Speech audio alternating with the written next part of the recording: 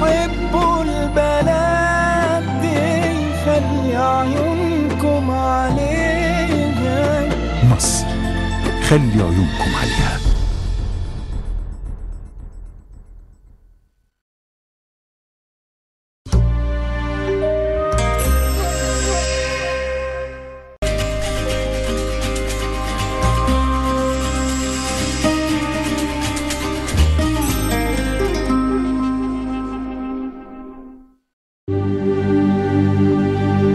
العدد الجديد من مجلة الإذاعة والتلفزيون تقرأ فيه: محمد الغيطي يكتب أحلام المصريين في العام الجديد. انفراد يوسف بطرس غالي وعملية اختيار خليفة مبارك في لندن. صراع الخضيري والعريان وفرحات لرئاسة البرلمان. أفضل وأسوأ شخصيات 2011 وسيناريو حكم مصر في العام الجديد. سقوط المرأة الحديدية في 2011. زيارة خاصة لسجن النساء في رأس السنة. مهدي عاكف خروج الفتيات مرفوض. ملف خاص عن توقعات الفلكيين. رحيل بشار وطلاق هيفاء وليلى علوي وعزل أمير خليجي. كل شيء عن برجك في العام الجديد. ماجي فرح تكشف أسرار القلوب في 2012. أشهر عالمة فلك فرنسية، هذه وصفاتي للحصول على السعادة مع شريك العمر. وفن تقرأ حصريا للمجلة، النجوم يكتبون عن أحلامهم للعام الجديد. قبلة كريم عبد العزيز ودموع إلهام شاهين. نصوص القصائد الممنوعة بوزارة الثقافة بأمر السلفيين. قاموس 2012 لمصطلحات الشباب الروش في العام الجديد، مع مفاجأة العدد، هدية مجانية، نتيجة عام 2012 وبوستر الشهداء. وكمسبيرو الرياضي تقرأ أقوى الانفرادات الرياضية. القائمة الإفريقية تفجر الأزمات في الأهلي. مفاجأة ممدوح عباس، مرتضى منصور مغرقني بجمايله. وكمسبيرو سات أحدث الترددات وخريطة القنوات المصرية والعربية والأجنبية. عدد رأس السنة خاص جدا، مميز جدا، لا تجعله يفوتك. الإذاعة والتلفزيون الأوسع انتشارا. رئيس مجلس الإدارة دكتور ثروت مكي. رئيس التحرير محمد الغيطي.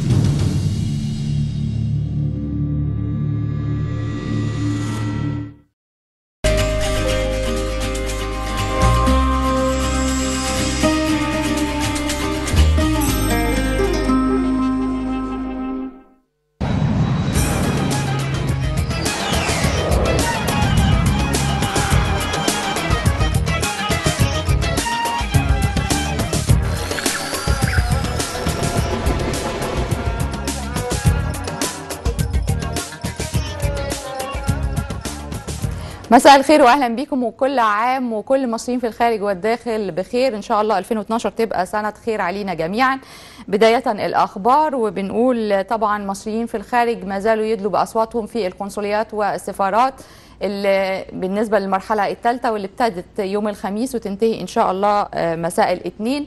ايضا بحث الدكتور كمال الجنزوري رئيس مجلس الوزراء مع مجموعة من كبار الشخصيات المصرية بالخارج سبل دعم الاقتصاد المصري وتنشيط السياحة. نتج عن هذا الاجتماع إصدار سندات خزانة بقيمة 50,000 دولار للسند الواحد مع بعض الإعفاءات واهتمام بالسياحة الدينية. في تصريح للسفير سامح شكري سفير مصر لدى الولايات المتحدة بأن مصر طلبت من واشنطن تجميد أرصدة حوالي 100 مسؤول من رموز النظام السابق فيما يتعلق بقضايا الفساد وتربح استغلال النفوذ. يعني ده طبعا يمكن هذا الخبر يتعلق بما يعني أثير في المحكمة الخاصة بالرئيس المخلوع. ليبيا تحتجز السلطات الليبية 43 صيادا مصريا من قرية برج مغيزل بالسجون، وهؤلاء ينتظرون إلى الآن قرار من المحاكم الليبية بتبرئهم أو بحبسهم أو بتغريمهم. وكمان تحتجز 7 مراكب صيد تم احتجازها بميناء مصراتة وأيضا بميناء بني غازي، وتقدر قيمة كل مركب منهم بحوالي 1,000,000 جنيه مصري. وتم الإفراج عن مجموعة وصلت يعني يوم السبت للأراضي المصرية بعد الإفراج عنهم ونيلهم البراءة في قضية مماثلة. قضية هامة جدا يمكن النهارده كان بيبحثها النائب العام المصري. هي قضية مقدمة من المهندس أشرف عبد البصير، وهي قضية الخاصة بإهدار المال العام وتفريط الحكومة المصرية في حقها بالنسبة للغاز المصري. مش بنتكلم عن الغاز المصدر لإسرائيل، ولكن هنعرف منه أكتر وأكتر عن هذه القضية وما تم فيها النهاردة مع النائب العام. بس بنرحب بيه معنا في الاستوديو مهندس أشرف عبد البصير، عضو بالجالية المصرية بالإمارات، مهندس ومحاضر في عدد من شركات البترول في الخليج. أهلا بحضرتك يا فندم. أهلا بيك. عملت إيه النهاردة مع النائب العام؟ بداية إيه القضية بالظبط؟ هو حضرتك ببساطة احنا عندنا اتفاقيات بترولية لإنتاج الزيت والغاز في مصر. الاتفاقيات دي بتوقع بين وزارة البترول ممثلة في الهيئة العامة للبترول أو الشركات القابضة للبترول، وبين الشركات الأجنبية التي تملك التكنولوجيا والمعدات ورأس المال للحفر والاستكشاف لاستخراج هذا الزيت.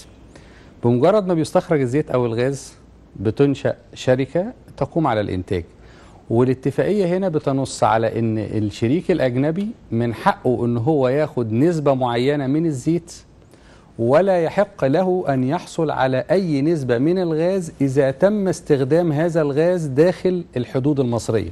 اذا تم استغلال هذا الغاز داخل الحدود المصرية، وبالتالي واحنا محتاجين هذا الغاز طبعا. انا عندي شركات محطات الكهرباء النهاردة اضطر الوزير السابق سامح فهمي ان هو يحولها من غاز لمازوت، نتيجة ان انا ما بقتش قادر اوفي محطات الكهرباء بالغاز. طبعا المازوت مشاكله في الاعطال بتاعت الصيانة بتاعته كتير وتتسد الفلاتر، فمحطات الكهرباء بتتوقف، وده اللي نتج عنه زي ما حضرتك بتشوفي انقطاع الكهرباء في اماكن كتير السنين اللي فاتت. محطات الكهرباء بتشتغل بوقود نظيف، ووقود ما بيعملش مشاكل اعطال كتير زي الغاز. انا النهارده حرمت نفسي منه عن طريق ان انا بتصديري للغاز انا ما خسرتش الغاز اللي صدرته، يا ريتني خسرت الغاز اللي صدرته وخلصت بقى كده، لان الدنيا قامت كلها على ان انا صدرت غاز لاسرائيل بقيمه اقل من قيمه السعر العالمي ليه. انما الكارثه اللي ما كانش حد منتبه لها ان الاتفاقيات البتروليه بتقول ان انا لو ما صدرتش الغاز لاسرائيل او لاي دوله خارجيه يحق لي ان انا استحوذ على اجمالي الغاز المنتج من الابار المصريه، ولا يحق لاي شريك اجنبي انه ياخد نسبه من هذا الغاز المنتج.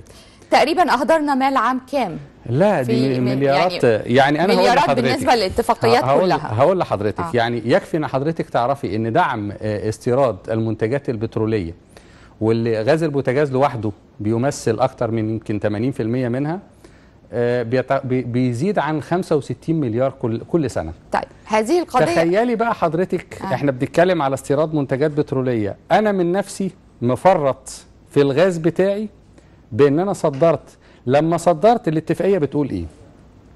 بتقول ان انا لو استغليت الغاز داخل الحدود المصرية الغاز المنتج كله يروح للحكومة المصرية. طيب لو انا طلعت الغاز دوت بنسبة ايا كانت النسبة بره مصر، الشريك الاجنبي اللي بينتج معايا الغاز والزيت ياخد نسبته في الزيت زيها في الغاز. طب ما انا يبقى افيد لي واولى لي ان انا احتفظ بالغاز داخل الحدود المصريه، اشغل بيه محطات الكهرباء واقلل اعطال محطات الكهرباء، وبالتالي استفيد بقيمه 100% من الغاز المنتج بدل ما بخسر منه نسب بتتراوح من 20 ل 49%. الدنيا كلها كانت قايمه عشان 4% بنصدرهم لاسرائيل بنسبه بخسه. طيب ما بالك لما لو ال 4% دول اللي بسعر بخس بيتسببوا في فقدان الدولة لنسبة 20 ل 49% من إجمالي الغاز المنتج داخل الحدود المصرية. الكلام اللي أنا بقول لحضرتك عليه من 20 ل 49% ل 49% من قيمة الغاز. الشريك الأجنبي لما بيجي يعمل اتفاقية مع وزارة البترول كممثلة للحكومة المصرية، حضرتك مختصم وزارة البترول بس للتوضيح. بالظبط. الشريك الأجنبي لما بيجي يقول أنا هحفر بيحط شروط وبيحط البنود اللي هو هياخدها لو لقى زيت أو غاز. حسب قيمة الزيت والغاز حسب كميته بياخد نسبة بتتراوح من 20 ل 49%. ما يحقلوش انه ياخد اكتر من كده. النسبة دي في الغاز مش من حقه ياخدها خالص. فأنا من المنبع أفرط ليه في 20% حد أدنى من إجمالي طب إنتاج. أكبر حصة رايحة لأنهي دولة؟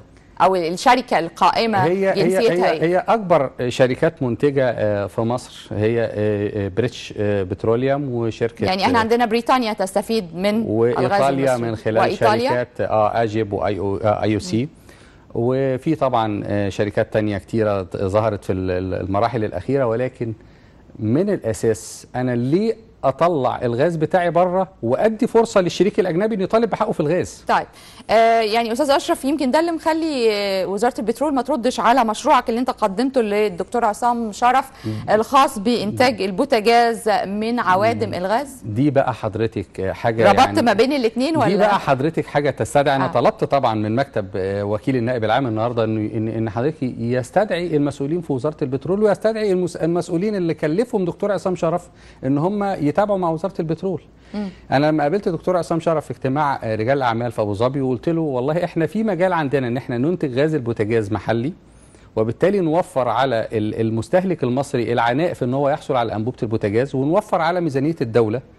ودي مش فكرة يعني أنا وده هيوفر كمان في مشكلة البوتاجاز المسعرة داخليا. بالظبط. ودي مش فكرة، أنا بقول لحضرتك ده مش طرح الفكرة، لا ده طرح المشروع تم تنفيذه في عدد كبير من الدول العربية والدول الأفريقية، وعدد من الشركات الموجودة الأجنبية الموجودة حاليا في مصر هي نفسها اللي قامت بتنفيذ هذه المشروعات في دول أفريقية. يعني مش هنتكلم طيب حضرتك طرحت هذا الموضوع من جهات عدة؟ طرحته على وزارة البترول بأكتر من وسيلة. حضرتك على دكتور عصام شرف، وكلف دكتور محمد رمضان نائب رئيس مركز معلومات ودعم اتخاذ القرار بأن هو يكون حلقة الوصل مع وزارة البترول، والراجل بصراحة عمل كل ما في وسعه عشان يحصل على رد من وزارة البترول سواء بالموافقة أو بالرفض، أو حتى يعني يعرف إيه وجهة نظرهم. ما ردوش نهائي. قعدت طرح الموضوع من خلال الهيئة العامة للاستثمار والمناطق الحرة من خلال أستاذة إيفا صديق، وبصراحة برضو يعني هي لا تكل، بتحاول انها تبذل قصارى جهدها. طبعا الاستاذه ايفا صديق غنيه عن التعريف، وهي ناشطه جدا في هيئه الاستثمار.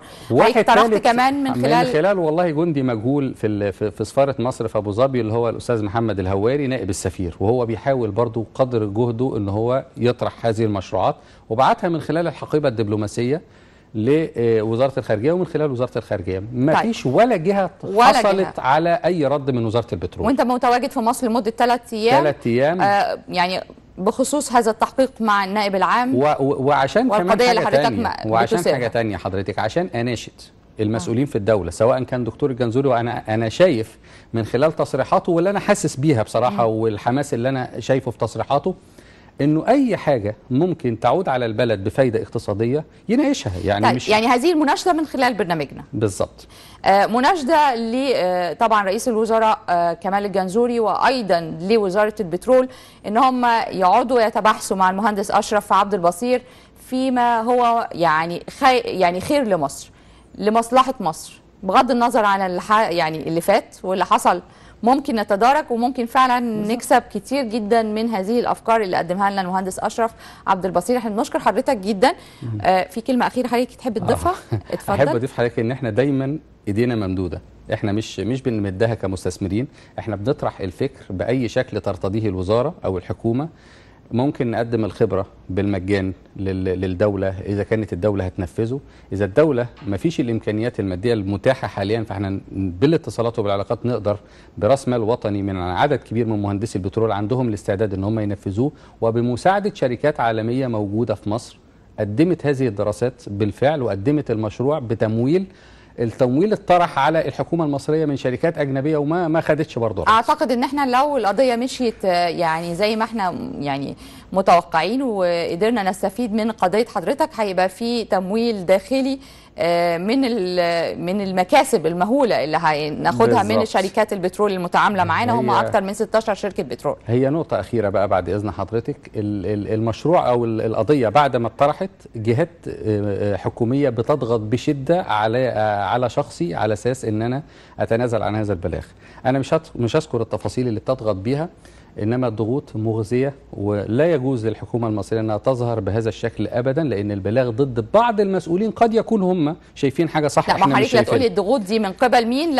لا يعني هقول لحضرتك جهه حكوميه معينه رفعت عدد من القضايا عليا بعده ملايين فرحت لهم قلت لهم انا ايه الصله اللي بيني وبينهم؟ لا، مش هتقول لي الجهه، فانا ما اقدرش ان انا يعني اعلنها على الهواء على مسؤوليتي، يبقى لازم تعلنها على الهواء على مسؤوليتك انت الشخصيه. حكومي، وانا بناشد الدكتور الجنزوري ان على حسابي الشخصي يشكل لجنه تنزل لهذا البنك تشوف ايه الصله اللي بيني وبينه، اذا كان بنك بيقاضيني وانا ما فيش صله بيني وبينه. اللي احنا نقدر نقدمه من برنامج وصال مهندس اشرف عبد البصير ان احنا نتابع مع حضرتك هذه القضيه، لانها قضيه وطنيه في المقام الاول، ونشوف ايه اللي هيتم فيها. واكيد ما دام النائب العام امر بالتحقيق في هذه القضيه، فهي اكيد في اوراق بتثبت صحه كلام حضرتك. احنا بنشكر حضرتك جدا على تواصلك معانا، ويعني بنتمنى ان احنا بالفعل يعني ندي فرصة بس لكل المصريين اللي هم بيمدوا ايدهم بأفكار لمصر. الفقرة القادمة عن علمائنا، والاجتماع طبعا أو المؤتمر الثامن والثلاثين أو 38 الخاص بالعلماء المصريين في الخارج اللي تم مؤخرا، وكان حضروا نخبة كبيرة جدا من العلماء في الخارج، سواء المصريين الأمريكان أو الكنديين أو حتى علمائنا في الخليج. بعد الفاصل.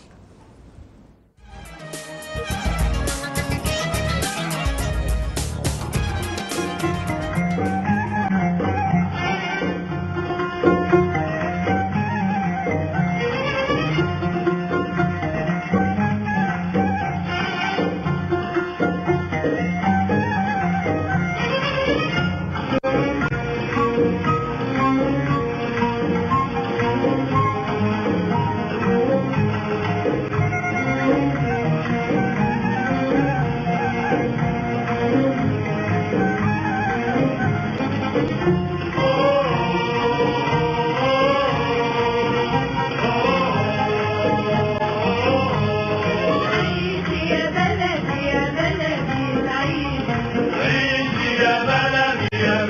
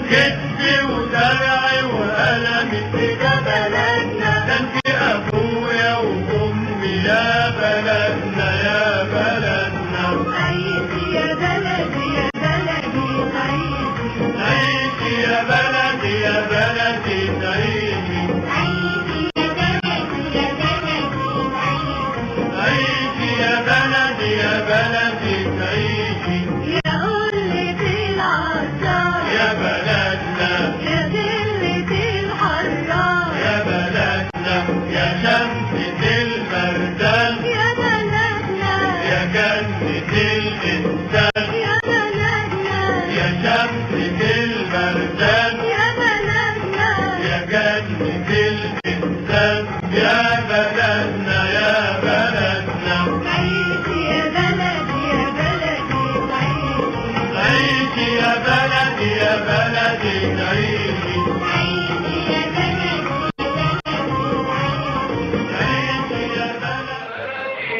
بحبك يا بلادي يا مصر بحبك بحبك يا مصر يا بلادي يا بلادي بحبك يا بلادي يا مصر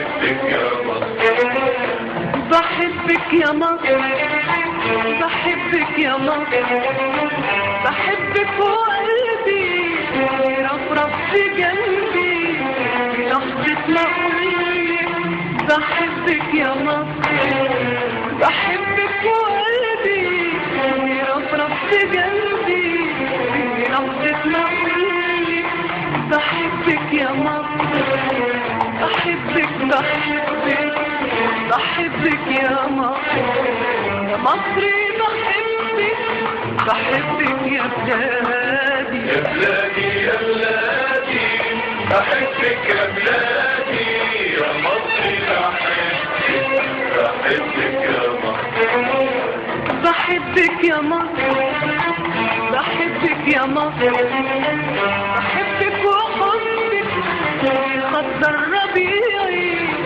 يفرح دموعي بحبك يا مصر بحبك وحبك يخضر ربيعي يفرح دموعي بحبك يا مصر بحبك بحبك بحبك يا مصر يا مصري بحبك بحبك يا بلادي يا بلادي يا بلادي بحبك يا بلادي يا مصري بحبك يا مصر بحبك يا مصر بحبك يا مصر ولو خيروني أقول يحرموني ولو نور عيوني وأحبك يا مصر ولو خيروني أقول يحرموني ولو نور عيوني وأحبك يا مصر بحبك بحبك بحبك يا مصر يا مصري بحبك بحبك يا بلادي. بنرحب مرة أخرى بيكم، بنعتذر طبعا عن التأخر. بنرحب بضيوفنا العالم المصري الجليل دكتور محمد عطلة رئيس رابطة العلماء المصريين بأمريكا وكندا، مساعد نائب رئيس جامعة ماك ماستر بكندا، وأيضا الحاصل على النوط الامتياز من وزارة البنية التحتية بكندا، والحاصل على ميدالية التفوق الهندسي في مجال الإدارة من منظمة المهندسين المدنيين بكندا. برحب بحضرتك يا فندم. أهلا يا فندم.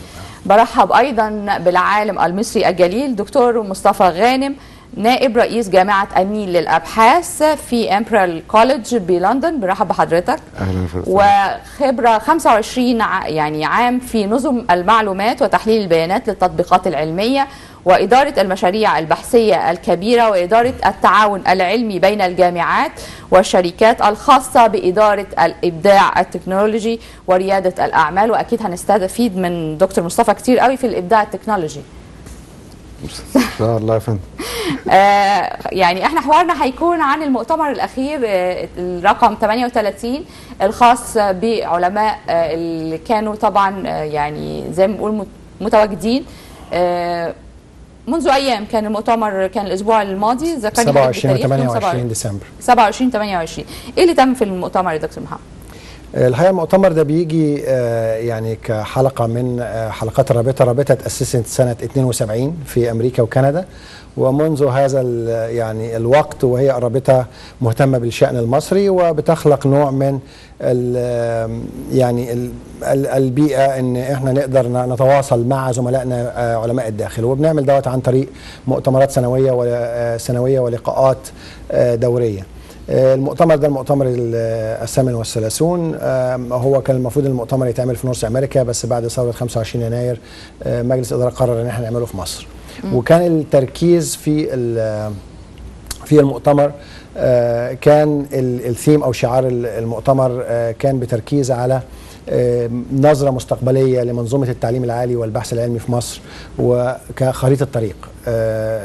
فين شايفين البحث العلمي او التعليم العالي في مصر رايح في انهي اتجاه، او ايه احنا اللي نحب نشوفه فكان في عديد من التوصيات اللي هي لسه يعني ما اتنشرتش رسميا، ولكن كانت مناقشات المؤتمر بصفة عامة كانت على فكرة التمويل التعليم العالي والبحث العلمي في مصر، ايه هي مستوياته الحالية وايه المستويات اللي احنا عايزين نشوفها في المستقبل، علاقة البحث العلمي بالصناعة، دور الصناعة في تمويل البحث العلمي في مصر، الفكرة الكاملة بتاعت اختيار القيادات في التعليم العالي، مشروع قانون لتنظيم منظومة التعليم العالي بصفة عامة. كانت هي دي كل الموضوعات كان هي الموضوعات أشبه بالموضوعات العامة اللي تطرح في المؤتمرات، ولكن أنا عارفة إن في تطبيقات لهذه الموضوعات كانت يعني على أرض الواقع. كان في دراسات وكان في مشروعات ابتديتوا ان انتوا تتخذوا فيها خطوات. صحح لي المعلومة لو كنت أنا خاطئ. هو في خطوات كان تم اتخاذها في السابق، يعني دي معلومة لا، في المؤتمر الأخير. في المؤتمر الأخير يعني كان في موضوعات خاصة بالتحديد على تطوير، على سبيل المثال تطوير المناهج في القطاع الطبي والقطاع الهندسي والقطاع التجاري. احنا يعني من الأنشطة اللي بنعملها وبنتفاعل فيها بصفة مستمرة مع المجلس الأعلى للجامعات. المجلس فيه حوالي 21 قطاع. من النقاط احنا ابتدينا بالثلاث قطاعات دول كنوع من التطوير، وكان في نشر للتوصيات ان احنا ازاي نحب نشوف الاتجاه او تطوير للمناهج في هذه المجالات. جامعة النيل دكتور مصطفى كانت من الجامعات الرائدة في التواصل مع علمائنا في الخارج. انتوا كنتوا متواجدين في هذا المؤتمر؟ احنا كنا متواجدين في هذا المؤتمر، والرابطة كانت بتكرم الدكتور طارق خليل رئيس الجامعة باعتباره من الرواد في هذا المجال، بالخاصة في إدارة التكنولوجيا وفي التواصل مع المصريين في الخارج. جامعة النيل يعني انشئت سنة 2006 واعتمدت على ازاي نربط العلماء اللي بره اللي عايشين بره. انا مثلا بقالي 20 سنه عايش في انجلترا، الدكتور طارق بقاله يمكن 40 سنه. ازاي العلماء اللي بره ممكن يا اما ييجوا يتوطنوا في مصر زي مجموعه من الزملاء ما عملوا، او زي ما انا كنت بقالي 5 سنين في انجلترا بتعاون مع جامعه النيل. الفكره ان البحث العلمي يعتمد على التواصل مع اللي بيحصل في السنترز اوف اكسلنس في العالم. الافكار اللي موجوده بره ممكن اخدها واطبقها لحل مشاكل في مصر. فمن الحاجات المشاريع اللي احنا بنبص فيها في جامعه النيل ازاي ان انا استخدم تكنولوجيا المعلومات لحل مشاكل الوطن. حضرتك عندك مشاكل في الصحه، احنا اكتر بلد في العالم عندها مثلا فيروس سي، وعندنا اكتر بلد في العالم عندها سرطان مثانه اللي ان هو مرتبط بالهرسه، وفي حاجات كده. عندنا ثالث اعلى نسبه وفيات في العالم من انفلونزا الطيور. عندي مشكله مرور متوطنه كلنا بنعاني منها، وضحايا حوادث اكتر، وضحايا حوادث من ضحايا الحروب. عندي مشاكل في الزراعه، عندي مشاكل في البيئه، عندي مشاكل في الميه. التكنولوجيا عامه وتكنولوجيا المعلومات ممكن تلعب دور كبير قوي في حل المشاكل دي. في الحاجات الصحية الشغل بتاع البايوتكنولوجي والشغل بتاع الجينوم وتحليل الجينوم وفك شفرة الجينوم، ده كله بيعتمد على تكنولوجيا المعلومات. والتكنولوجيا احنا عندنا خبرة فيها بره. بالتعاون مع الناس اللي بره والناس اللي جوه ابتدينا نشتغل في الحاجات دي. يعني دخلنا في شراكات من خلال جامعة النيل مع مركز البحوث الزراعية لفك شفرة جينوم الجاموسة المصري. ده حاجة مهمة جدا لأن دي هي اللي بتمثل لي الإنتاج الغذائي والحيواني واللبن في مصر. لزيادة الإنتاج الحيواني وتحسين السلالات وهكذا. عاملين مشاريع لكاميرات ذكية للمرور، بحيث ان انا اقدر اراقب المرور، وده بالاشتراك مع الإدارة العامة للمرور. بنشتغل في مشاريع ليها دعوة بالصحة. عملنا مشاريع مع مستشفى القصر العيني. اتظلمتوا كتير دكتور مصطفى، انا اسفه ان انا اقاطع حضرتك، بس اتظلمتوا كتير للصله اللي كانت رابطه ما بينكم وما بين الحكومه السابقه، حكومه الدكتور احمد نظيف، واتظلمتوا اكتر بعد الثوره لانكم عوقبتوا بهذه العلاقه. يعني للاسف حضرتك هي الناس ما فصلتش ما بين جامعه النيل ككيان علمي يعني أكاديمي مفيد للبلد، وان انها انشئت في فتره بتاعه الحكومه السابقه. زي ما احنا بنقول مع الفتره اللي بتاعت الحكومه السابقه دي انشئ فيها حاجات كتير زي المحور والمترو الانفاق والحاجات دي كلها. دي مشاريع للبلد ملهاش علاقه بالحكومه، ملهاش دعوه بافراد. اتخذ قرارات بعد الثوره على طول متضاربه، وافتكر انها عن سوء فهم لطبيعه جامعه النيل، لان اللي اخذ القرارات دي ما كانش عارف ان الجامعه فيها ناس بتشتغل وفيها طلبه. القرارات دي اضرت بمصلحه الجامعه، ان هي اتسحب تخصيص الارض والمباني اللي هي كانت مخصصه للجامعه. ده خطوه نمره واحد. خطوه نمره اتنين، نفس الارض والمباني خصصت لمشروع علمي اخر هو مشروع الدكتور زويل. فبقى عندنا مشروعين، الاثنين الحكومه واحده تبنتهم في فتره والثانيه بتبنيها في فتره ثانيه، وفي ما بينهم نزاع على ارض ومباني. ودي اعتقد الامر ده يعني في طريقه الى الحل بعد اعلان دكتور احمد زويل ان في بروتوكول تعاون ما بين جامعه النيل ومشروع طبعا جامعه زويل او يعني مركز البحث طبعا العملاق. هو لا، انا اصح لحضرتك المعلومه، مفيش بروتوكول تعاون. هو هذا ما صرح به الدكتور احمد زويل في احدى القنوات الخاصه. لا حضرتك، هو احنا قعدنا معاه وكتبنا زي شبه مذكره تفاهم الاول عشان نحط مفيش لسه زي ما بيقول بالانجليزي the devil is in the detail. الشيطان في التفاصيل، وهو ده اللفظ اللي احنا الاثنين اتفقنا عليه، ان هو في حسن نيه شديد ما بين الطرفين ان احنا ازاي نحل المشكله. انما عشان تتحل المشكله عايزه نعرف، انا جامعه خرجت طلبه، انا عندي جامعه عندي طلاب بيدرسوا في مرحله البكالوريوس وفي الدراسات العليا، انا جامعه عندي منظومه كامله. احنا بنقول لما الجامعه تم بنائها في 8 سنين بنتكلم على منظومه، هي مش عمليه افراد. المنظومه دي اساتذه وباحثين وطلبه وجهاز وقدمت الكثير من المشروعات وقدمت كثير من المشروعات وحققت كثير من النجاحات، ولسه في مشروعات مستقبليه، وعندي مشروعات مستقبليه، ولسه النهارده واخدين عندنا مشاريع جديده بتمول من جهات خارج مصر. طيب هاخد من حضرتك العراقيل يعني اللي بتواجهكم في دمج المشروعين مع بعض، واعتقد ان الدمج ده يعني آن الأوان لمصلحة مصر مش لمصلحة أي حد أو أي شخص آخر. بس بعد ما أخد أستاذ حمدي من إيطاليا، برحب بحضرتك. أيوة السلام عليكم. يا ريت حضرتك توطي التلفزيون بعد إذنك. السلام عليكم. عليكم السلام ورحمة الله وبركاته. والله أنا برحب بحضرتك الأول وبالسادة الدكاترة ضيوف في الاستوديو. سؤال حضرتك أستاذ حمدي. أيوة. أنا سؤال حضرتي الأول، أنا ليه عتب صغير، بس صغير على حضرتك بس يعني معلش يعني أن تتقبليه بصدر رحب. لا اتفضل أؤمر.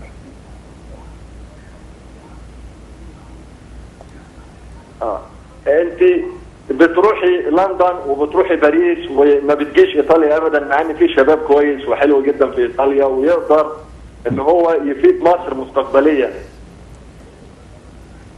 طب يعني انتوا بس وجهوا لنا الدعوه واحنا نيجي. يعني بس احنا المشكله ان احنا لا نقبل الدعوات الا من قبل الحكومه المصريه، وهي متمثله في السفاره المصريه او القنصليه. فالسفاره المصريه توجه لنا الدعوه لبرنامج وصال، واحنا يعني يسعدنا بالعكس. انا بعتذر لحضرتك للتاخر بس مش من جانبنا والله. هيتم ان شاء الله، هيتم ان شاء الله، هيتم ان شاء الله يا سيدتي توجيه خطاب رسمي الى السفاره. طب انا هحاول حضرتك معلش استاذ حمدي، حضرتك عندك سؤال خاص. طب اسمعني بس، حضرتك عندك سؤال خاص طب يعني استاذ حمدي بعد اذنك، حضرتك عندك سؤال خاص بموضوع حلقتنا النهارده ولا حضرتك بس بتقدم لنا الدعوه؟ عندي سؤال خاص يا فندم، عندي سؤال خاص. بس عشان لو بتقدم لنا الدعوه بس انا هحولك تاني على الكنترول روم، هم هيدوك التفاصيل، فخليك معايا. انا عندي سؤال خاص. اتفضل. هقول لك السؤال يا فندم، هقول لك السؤال يا فندم. انا عندي مشروع هيقدر يدخل للبلد حوالي 160 مليار جنيه سنويا، خاص ب فكرة المشروع مطبق هنا في ايطاليا وفي معظم الدول الاوروبيه. تخصص حضرتك وفكرة المشروع اللي هو ان انا افتح للمصريين في الخارج اللي هو ان انا افتح المصريين في الخارج ان كل مصري ينزل بسياره زي ما هو عمل. خدت بال حضرتك؟ واعمل يا ريت حضرتك ما تستناش تسمع نفسك من التلفزيون، اتفضل. واعمل شركه تامين تبع الدوله المصريه والحكومه المصريه تقوم بعمل. احنا كنا طرحنا يعني الطلبات الخاصه بالجاليه المصريه في ايطاليا قبل كده، بس انا هحولك على الكنترول روم عشان برضو يعني يوضحوا لك كيفيه دعوه برنامج وصال، واشكر حضرتك جدا على الدعوه. دكتور مصطفى، هل في مشكله ان احنا يتم دمج الجامعتين او الاستفاده من الخبرات المصريه بشكل عام من علمائنا في الخارج، بحيث ان ما يبقاش في نزاع ما بين كيان انشئ بالفعل وكيان احنا دلوقتي كلنا امل ان هو يتم استكماله ويبقى برضه مفيد لمصر؟ طبعا حضرتك يعني زي ما بقول هو في المبدأ ما فيش مشكلة في الدمج. لا انا بتكلم في التفاصيل اللي بيدخل. لا بالظبط، هي التفاصيل التي يكمن فيها الشيطان، ودي احنا متفقين مع الدكتور زويل ان احنا هنتكلم في التفاصيل بطريقه ايجابيه، وكان في اجتماع ما بيننا من اسبوعين، واتمنى يبقى في اجتماع في الايام القليله القادمه دي عشان نناقش التفاصيل لخدمه البلد. احنا الفكره ان هو زي ما بقول لحضرتك في كيان وفي منظومه كامله متكامله بتشتغل. المنظومه دي غير الطلبه، فيها الشراكات اللي مع الجامعات اللي بره، فيها الشراكات مع الشركات اللي بره. عندنا منظومه اوريدي في افكار طلعت من الجامعه واتطبقت على ارض الواقع. الجامعه عملت زي ما بيقولوا بالانجليزي براند نيم لها موجود بره. كيفيه الدمج هو ده اللي احنا بنتكلم فيه، بحيث ان احنا نحافظ على ما بني وما يتفككش. وهو برضه حضرتك بطريقه دبلوماسيه هربت من العراقيل اللي ممكن تواجه. لا، ما هو العراقيل حضرتك ما نقدرش نتكلم في العراقيل على الهوا، لان بس في خطوات ايجابيه. ده اللي احنا بنقول عليه، وان هو سواء تم دمج المشروعين مع بعض او بقينا مشروعين منفصلين، هيبقى في تعاون ما بيننا لمصلحه مصر. لمصلحه مصر. دكتور محمد، لمصلحه مصر. الوضع الراهن محتاج تكاتف كل العلماء في الخارج من اجل مصر.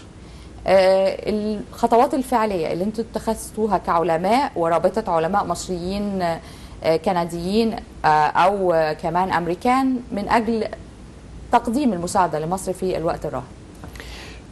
هو حضرتك يعني في خطوات يعني تمت في السابق، احنا بس ما ابتديناش دلوقتي. ولكن المؤتمر اللي اتعمل الاسبوع الماضي او هذا الاسبوع والخطوات القادمه كلها بتؤدي الى ان العديد من الزملاء ابدوا الرغبه انهم يكونوا متواجدين في مصر في المرحله القادمه بصفه يعني اكتر من ما كان يحدث في السابق. يعني التركيز بالتحديد في معظمه على زي ما اتكلمت انا لاحقا يعني سابقا سوري ان احنا نركز على منظومه التعليم العالي والبحث العلمي. يعني احنا شايفين من وجهه نظرنا ان علشان نقدر نرقب البلد، واكتر حاجه احنا محتاجينها في هذه الفتره القادمه ان احنا نركز على هذه المنظومه. وانه كان في السابق موضوع ان يكون في ميزانيه على سبيل التحديد 3.4% من الجي دي بي او الدخل القومي مخصص للتعليم العالي والبحث العلمي، بما فيها التعليم العالي. لو يعني if we back out او نطرح التعليم العالي يطلع ان 1% تمويل البحث العلمي. ده طبعا شيء يعني ما لا يبشر باي خير يعني. فدي هذه الارقام ده احنا عايزين نشتغل فيه مع صانع القرار، مع رئاسة مجلس الوزراء، مع الوزارة. بنقدم افكار عن او اطروحات كتير عن ازاي نقدر نربط البحث والتعليم العالي بالصناعة، وازاي هذه الافكار بتقدم لمن؟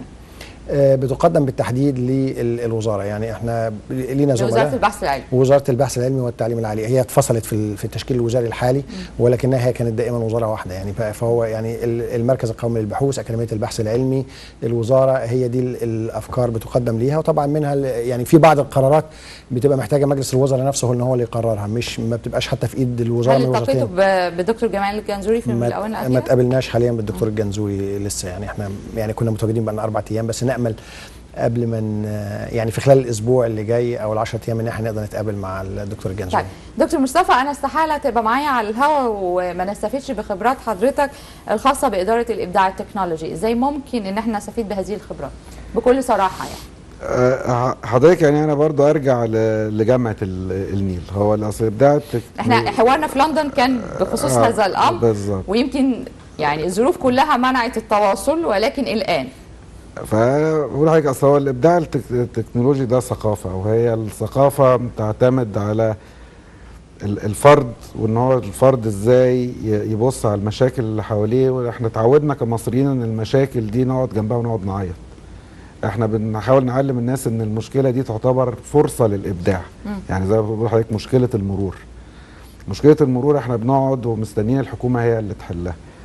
في طالب عندنا في جامعه النيل، طالب دراسات عليا، مع مجموعه من زملائه او قرايبه عملوا برنامج على الانترنت اسمه بيقول لك. مش عارف حضرتك شفت البرنامج ده؟ برنامج بيعتمد على السوشيال نتورك، وكل واحد وهو ماشي في الشارع يقول المحور اتجاه المنيب زحمه ومش عارف ايه. ده بالنسبه لي ده بيمثل جزء من الابداع التكنولوجي. ازاي الواحد طوع التكنولوجيا موجوده بره من خلال كل يعني هو سخر كل البشر بالظبط لتقديم نشره مروريه لتقديم نشره. لا، وهي كل واحد بيساهم فيها وبيفيد، ودي بتوفر لي الصبح انا لما كل يوم بتوفر لي يمكن نص ساعه ان انا اعرف انه طرق اللي امشي فيها. فدي ثقافه احنا لازم ننميها في الناس. الجماعه دول يعني واحد منهم طالب عندنا، بس عندنا طلبه تانيين في الجامعه او باحثين ابتدوا يطلعوا افكار. الافكار دي احنا بنحاول نعلمهم ازاي، غير ان هي في مشكله زي الكاميرات المرور الذكيه، ان انا اخدها واحولها لمنتج. انا عشان احول التكنولوجيا في مشكله عملت لها تكنولوجيا احولها منتج، لازم الناس دي تتعلم اداره الاعمال، اداره التكنولوجيا، تتعلم ماركتينج وفاينانس وبزنس، وعلشان يعرف ياخدها للمستقبل ويطبقها. انا في مصر برضو دايما بنقول عندنا مشكله سكان، عندنا 80 مليون واحد، ودي مشكله وهنوكلهم ازاي؟ 85 ورايحين على وبيزيدوا بقوا 90. طب ما هو انا عندي 90 مبدع، 90 مليون مبدع. فانا هو ده خلق ثقافه التعلم، creating a learning culture، اللي هو الموتو بتاع جامعه النيل. ازاي ان انا اعمل هذا الكلام وكل واحد اساعده ان هو ياخد فكرته للتطبيق. ما تبقاش نظريه، تبقى على ارض الواقع. يعني احنا طب عشان انا اسفه ان انا مقاطعه حضرتك، لو تاذن لي انا محتاجه بس لان برنامجنا خلاص فاضل له دقيقه واحده. محتاجه راي حضراتكم كاطباء، اسفه كعلماء في الخارج، عشتوا بره واستفدتوا من الخبرات الخارجيه وبرضه بتفيدوا مصر هنا. الحلقه اللي فاتت كنا سرحنا عن خبر ان بعض الجامعات الامريكيه وبعض الجامعات القطريه تقدم عروض مغريه جدا لعلمائنا في الداخل، وعلماء ليهم مكانه كبيره، يمكن عشان كده قلت اطباء، منهم طبيب جراح شهير جدا في القلب، لاستقطاب. يعني انا مش بقول ما حدش يسافر، بس انتوا تقولوا لهم ايه كعلماء جربتوا هذه التجربه، وايه اللي ممكن يحرصوا عليه بحيث ان هم لو سافروا على الاقل يبقوا على اتصال بوطنهم ويفيدوا بلدهم. دكتور مصطفى، انا اقول لحضرتك حاجه، يعني انا شايف ان لازم يبقى في تكامل وتعاون ما بين الدول العربيه ان جنرال في العلم. يعني في دول جنبنا بتدعم الابحاث في جامعه النيل، واحنا بنشكرهم لان هو في دي بتعتمد على شراكات ما بين الباحثين في مصر والباحثين في قطر مثلا. في مثال هيثم الدسوقي اللي هو باحث في جامعه النيل، اللي كسب الجائزه بتاعت طبعا كلنا بنحييه. ودي وحضرتك هتوعدنا ان هو هيكون معانا طبعا باذن الله. فهو اخذ الاختراع المصري، الابتكار المصري، وطريقه عن دعم من قطر في برنامج جابوا له التكنولوجيات. ده تكامل بين الدول.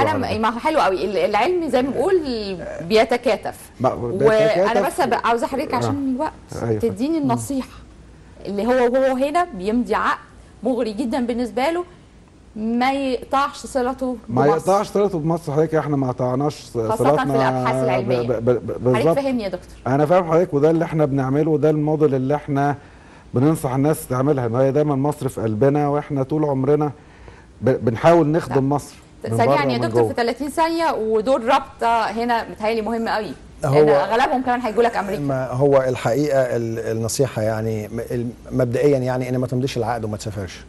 لو كان لازم يبقى لازم ان يكون في بروتوكول في امضاء العقد، ان اي يعني الانتلكشوال بروبرتي او الناتج بتاع البحث لازم يكون افيلابل او متاح ان هو يستخدم فيه داخل مصر.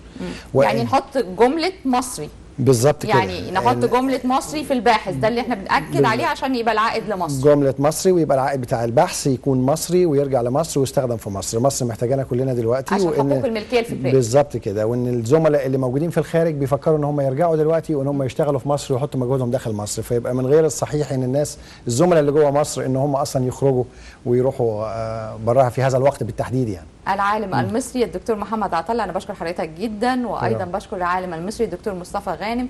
بشكركم، ودايما ارفع راسك فوق، انت مصري، والى اللقاء.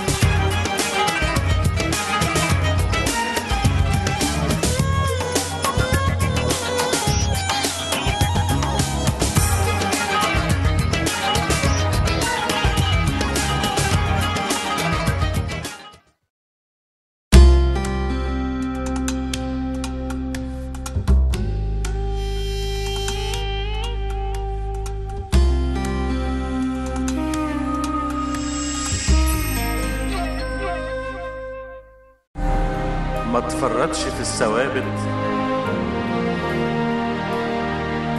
ولا الرموز ولا المستقبل.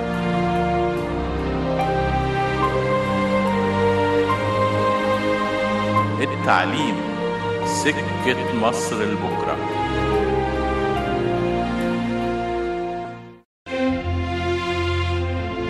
في مصر كل يوم بنشارك بعض في حاجات كتير. شمسها اللي بتشرق علينا، شوارعها اللي بتضمنا، وجمالها اللي